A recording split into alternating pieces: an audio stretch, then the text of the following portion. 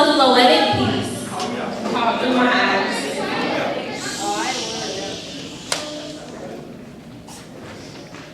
How could you justify something so cruel? You tell yourself that because I don't look like you, it's okay for you to come to my land and take me away to a world that's unknown, leading me astray and all alone. Well, except for you and your white family, who have no other desire than to make money or be on me because I am your property. Even though we're equally human and differ only in tone of skin, what greater sin than to deprive a man of his own free will? You and I see eye to eye, so why can't we just be? But that's excuse because life was so much harder for me in Africa with my family where I was free.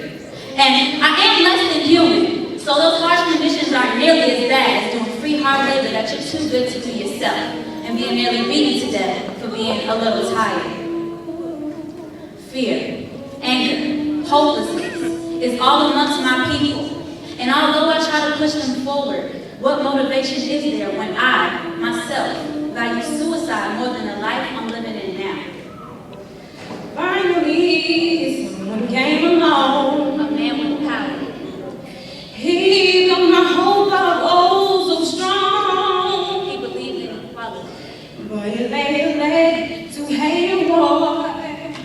Oh, my people won't suffer no more. Freedom. Fighting within myself should be a crime. Fighting within the nation. Splitting the people up, dividing lines. Why can't we just reunite? Why can't we be one? Let slavery be over and done. We're all equal. I won't let your people. Break me down. You You won't.